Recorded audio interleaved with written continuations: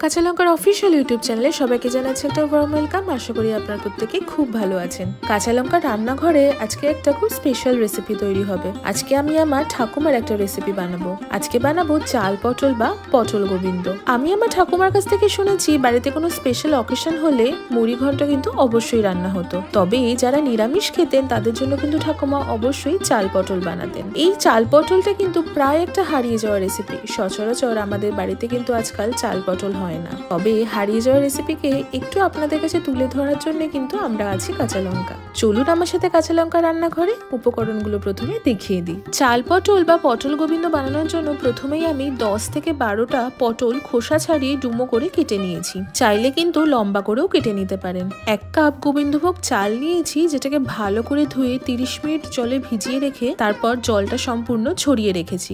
2টো তেজপাতা, 4টে কাঁচা লঙ্কা, 3টে শুকনো লঙ্কা, 3টে ছোট এলাচ, 4 থেকে 5টা লবঙ্গ, দারচিনি নিয়েছি, 4টে আলু ডুমো করে কেটে নিয়েছি, 2টো টমেটো নিয়েছি যেটাকে আমি লম্বা করে কেটে নিয়েছি, 1/2 কাপ দুধ নিয়েছি, 1 মুঠো মতন ভাঙা কাজু বাদাম নিয়েছি আর কিশমিশ নিয়েছি, 2 টিস্পুন আমি আদা বাটা নিয়েছি, 1 টেবিল স্পুন লাল লঙ্কার গুঁড়ো নিয়েছি, 1 টেবিল স্পুন আমি হলুদ গুঁড়ো নিয়েছি, 1 টিস্পুন জিরে গুঁড়ো, 2 টেবিল স্পুন ধনে গুঁড়ো নিয়েছি আর স্বাদ মতন চিনি আর স্বাদ মতন নুন নিয়েছি।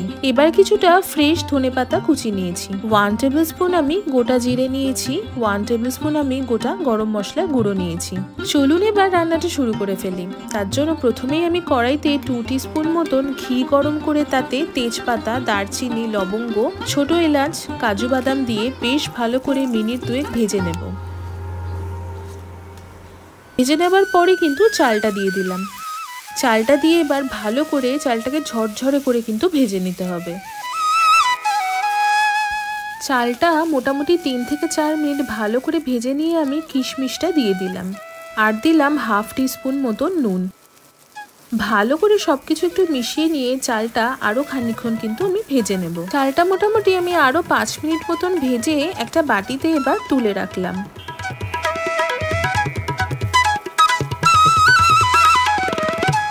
এবার ওই সেম চাল ভাজার যে কড়াইটা তাতে আমি 3 থেকে 4 টেবিল স্পুন সর্ষের তেল গরম করে আগে থেকে কেটে রাখা পটলগুলো দিয়ে ওপর থেকে সামান্য হলুদ গুঁড়ো আর সামান্য নুন ছড়িয়ে দিলাম।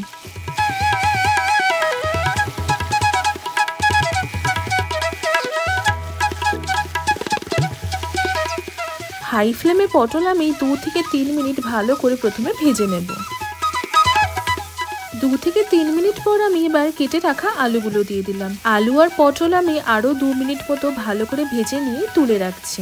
আপনারা দেখতেই পাচ্ছেন আলু বা পটল কোনোটাই কিন্তু খুব কড়া করে আমি ভাজিনি, হালকা হালকা করে ভেজে নিয়ে কিন্তু তুলে রেখেছি।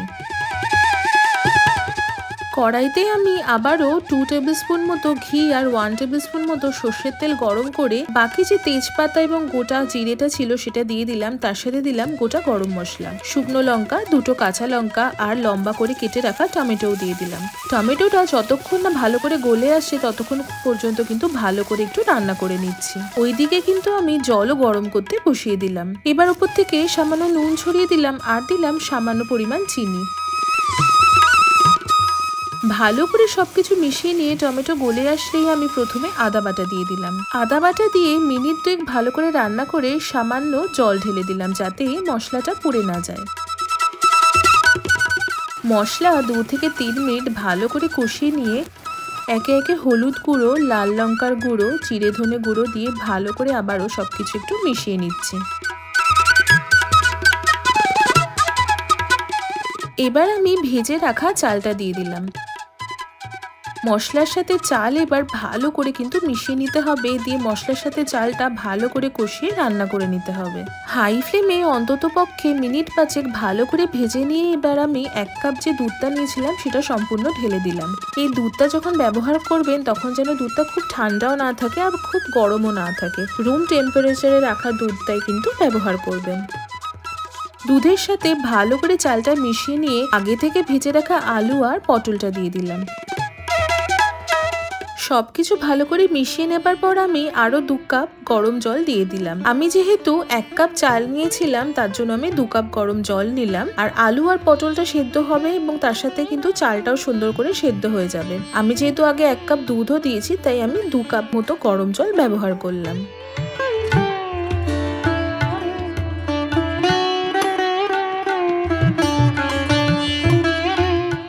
জলটা ভালো করে ফুটে আসলে আমি দুটো চেরা কাঁচা লঙ্কা দিয়ে দিলাম আর দিলাম ফ্রেশ একটু ধনেপাতা কুচি।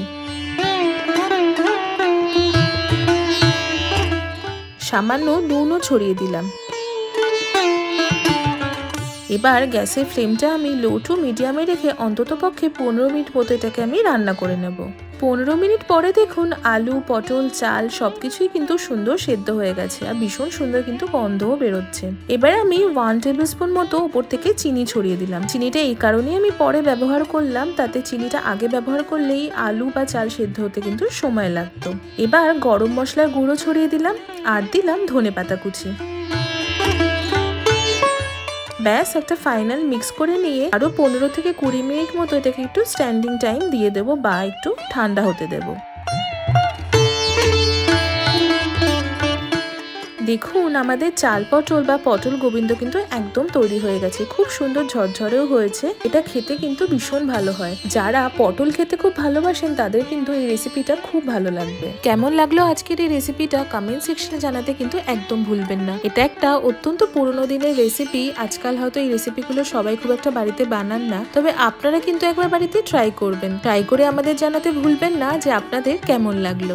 আশা করি আপনাদের আজকের এই রেসিপিটা খুব ভালো লেগেছে। যদি ভালো লেগে থাকে তাহলে অবশ্যই আমাদের চ্যানেলটা সাবস্ক্রাইব করবেন, আমাদের ভিডিওটা লাইক করবেন আর এই ভিডিওটা সবার সাথে শেয়ার করবেন। দেখা হচ্ছে পরবর্তী আরো একটা সুন্দর রেসিপির সাথে। ততক্ষণের জন্য ভালো থাকবেন, সুস্থ থাকবেন আর কাঁচা লঙ্কাকে এইভাবেই সাপোর্ট করতে থাকবেন। See you soon and happy cooking.